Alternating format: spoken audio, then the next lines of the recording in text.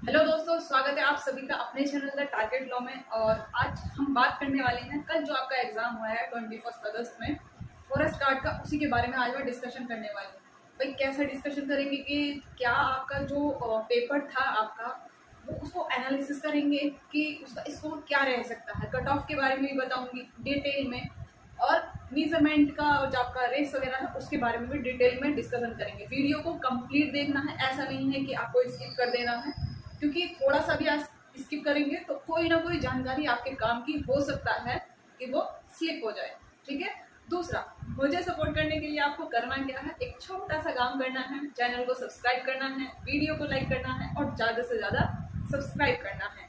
अगर हम बात करें कि भाई कल जो हमारा पेपर हुआ था फॉरेस्ट गार्ड का, उसके बारे में हम बात करते हैं तो हमें क्या करना है। सबसे पहले अगर हम देखें तो जो टोटल क्वेश्चंस थे हमारे, वो थे हमारे क्वेश्चंस थे 200, जिसमें कि हमारे, ये आपको पता ही है, जिसमें कि आपके 80 हिंदी थे, जीएस के आपके 60 थे और रीजनिंग आपकी 60 थी। अब भाई टोटल 200 हमारे क्वेश्चन थे। पेपर एनालिसिस कैसे, वही मैं आपको समझाने वाली हूँ।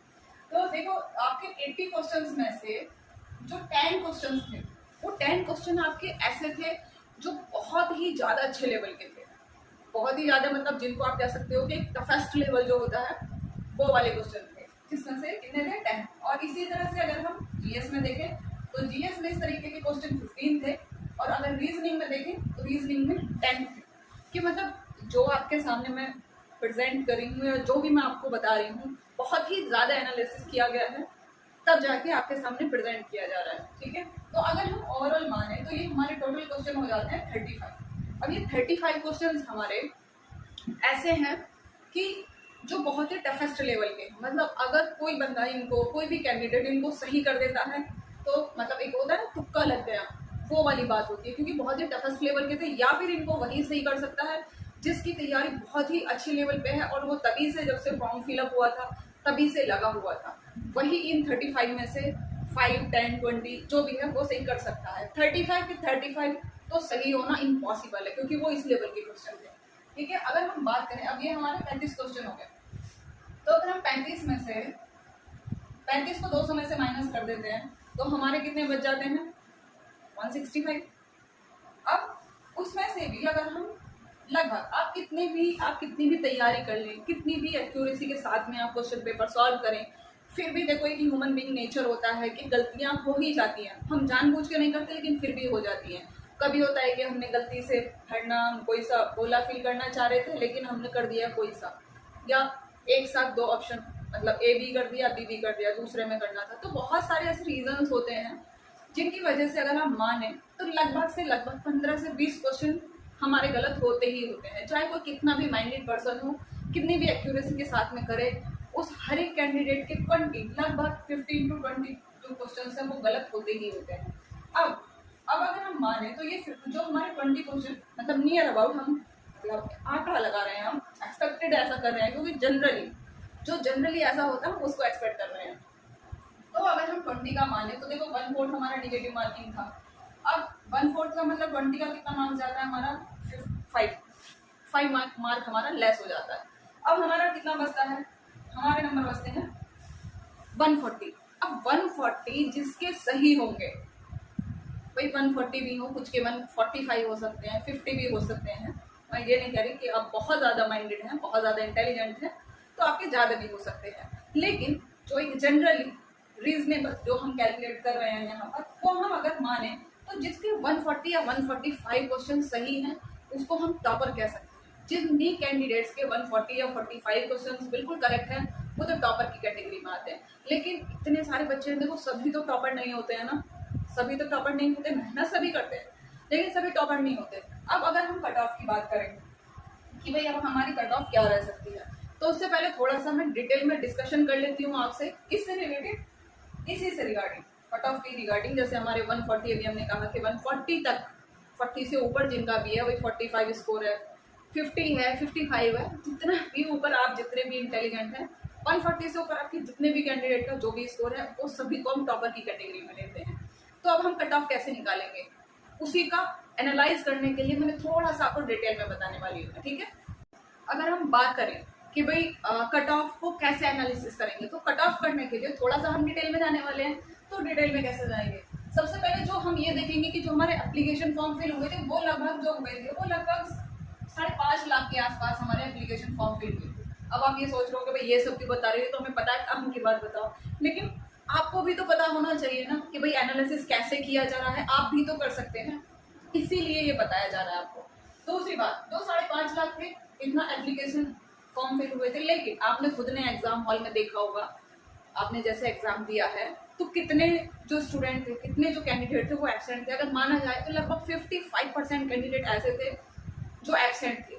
और अगर मतलब मेरा जो रिव्यू है वो तो ये कहता है कि लगभग 50% कैंडिडेट नहीं एग्जाम में अपीयर हुए हैं। और दूसरी बात, अब अगर जैसे 50% हम माने तो लगभग हमारा इसका 50% हम मान लेते हैं 2.75 लाख इतने स्टूडेंट हमारे अपीयर होते हैं एग्जाम में।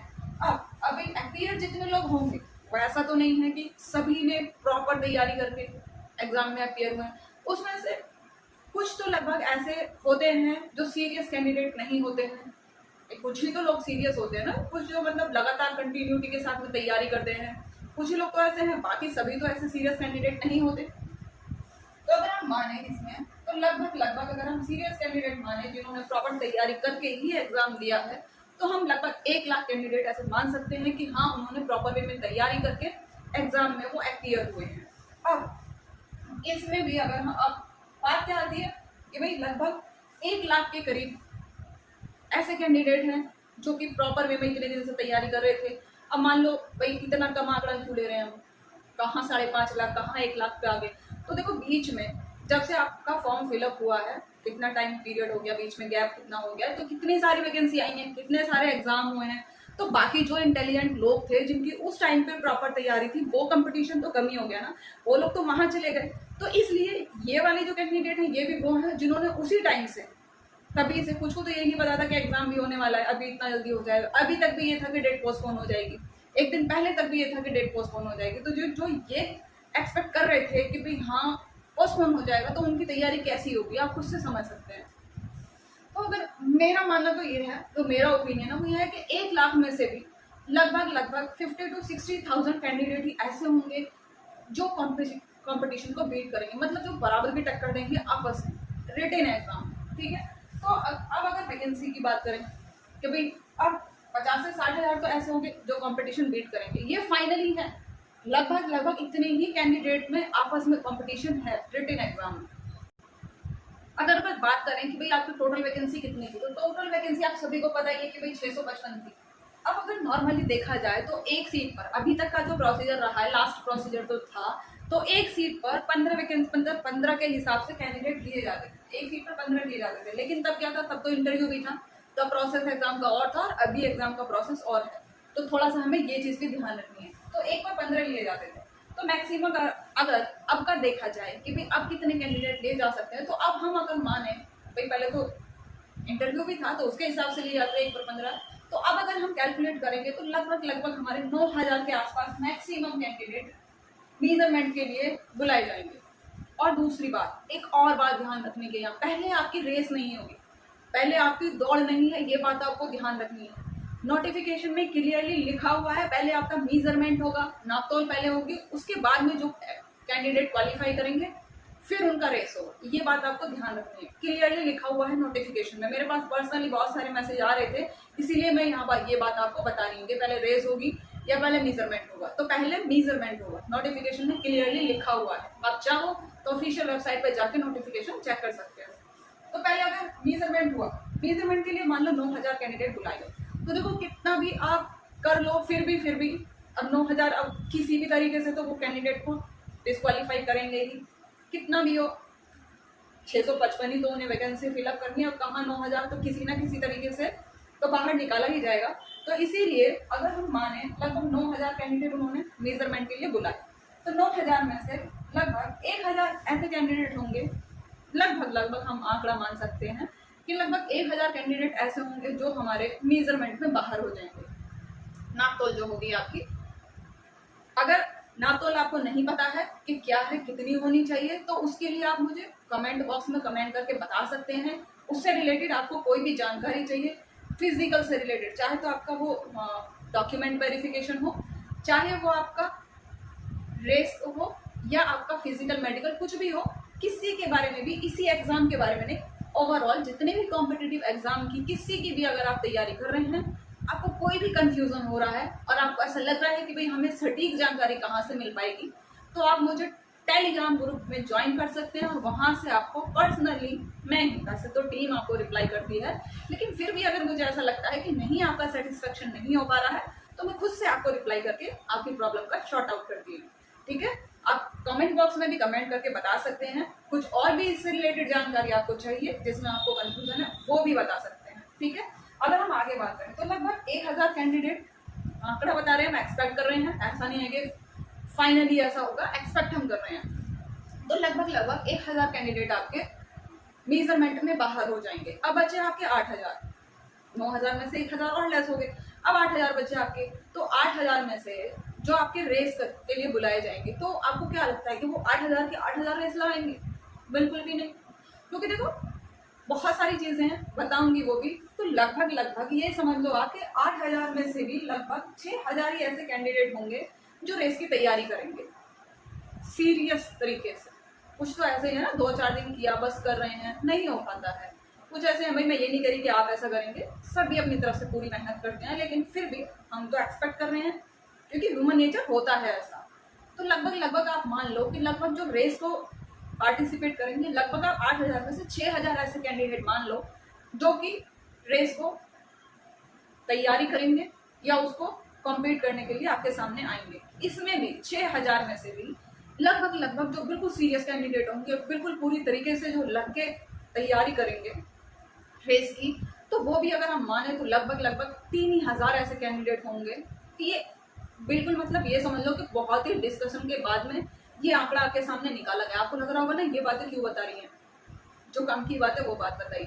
ये भी आपके काम की बात है क्योंकि इस पर बहुत ही ज़्यादा कल से ही इस पर काम किया जा रहा है। ठीक है, तो इसलिए ये आपको भी जानकारी इसकी होनी जरूरी है, ताकि आपके माइंड में ये रहे ना कि भाई कंपटीशन कितना टफ है आगे को, हमें बिल्कुल भी लूज नहीं होना है। तो लगभग ये समझ लो कि फाइनली जो होगा 3000 बच्चे ऐसे होंगे जो कि आपका रेस में आप एक दूसरे को बराबर की टक्कर देंगे। ये मान के चलिए आप 3000, अब 3000 में से भी 655, तो वो समझ लो कि बिल्कुल एकदम बराबर की टक्कर देने वाले हैं।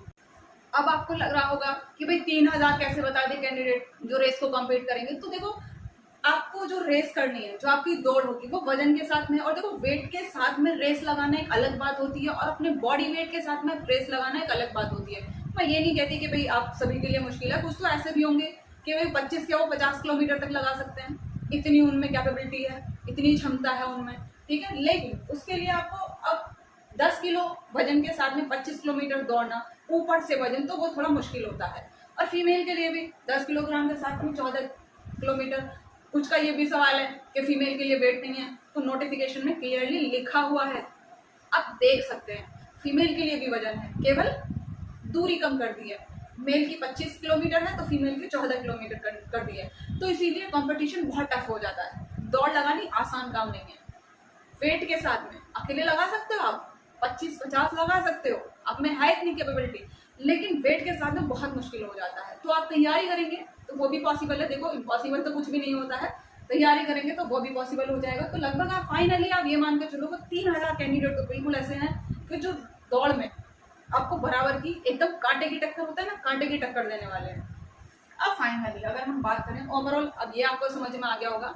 फिर भी इससे रिलेटेड अगर आपकी कोई भी अभी भी क्वेरी बची है तो आप कमेंट बॉक्स में कमेंट करके पूछ सकते हैं, टेलीग्राम ज्वाइन करके मुझे उस पर भी आप पूछ सकते हैं।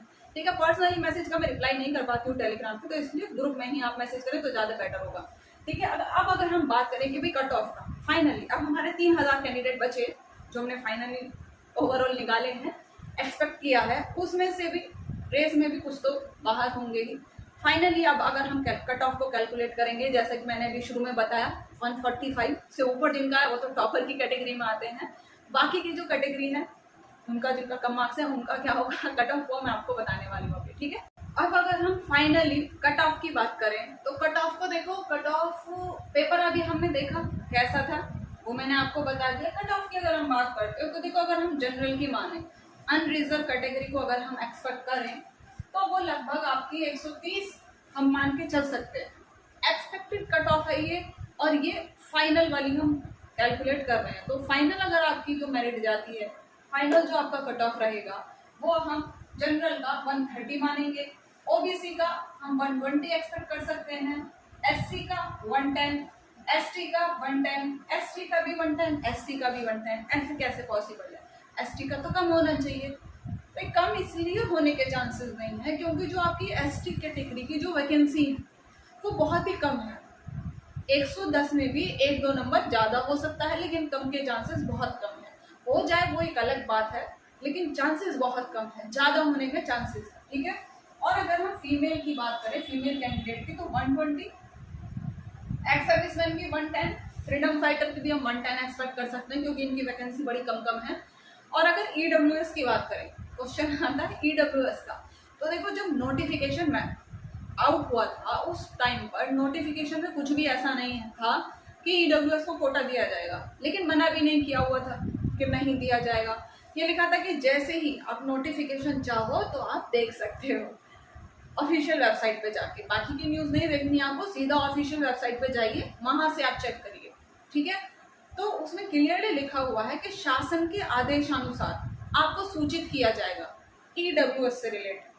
कोई भी अगर ऐसी बात होती है तो उसके रिगार्डिंग आपको शासन के आदेशानुसार आपको सूचित किया जाएगा। तो सूचना की बात करें तो अभी तक ऐसी कोई भी सूचना नहीं। ठीक है। अब देखो कोटा मिलता है या नहीं मिलता है, अब डिपेंड करता है, देखते हैं तब तक क्या होता है। फिर भी 1% अगर हम फिर भी एक्सपेक्ट कर लें कि क्या हो सकती है, तो 115 से कम तो क्या होगी। ठीक है। ईडब्ल्यूएस को हम 115 पे मान के चल सकते हैं। इसके रिगार्डिंग या किसी और भी एग्जाम के रिगार्डिंग आपकी कोई भी क्वेरी है, इसमें भी अगर आपकी अभी कोई भी ऐसे डाउट्स बचे हैं जिनका क्लियर होना बहुत ज़्यादा ज़रूरी है और उनका डिस्कशन भी बहुत ज़रूरी है, तो आप मुझे कमेंट करके बताइए। ज़रूरत होगी तो मैं उसका एक वीडियो ही बना दूंगी और वैसे ही अगर शॉर्ट आउट हो पाएगा तो वैसे ही कर दूंगी। ठीक है।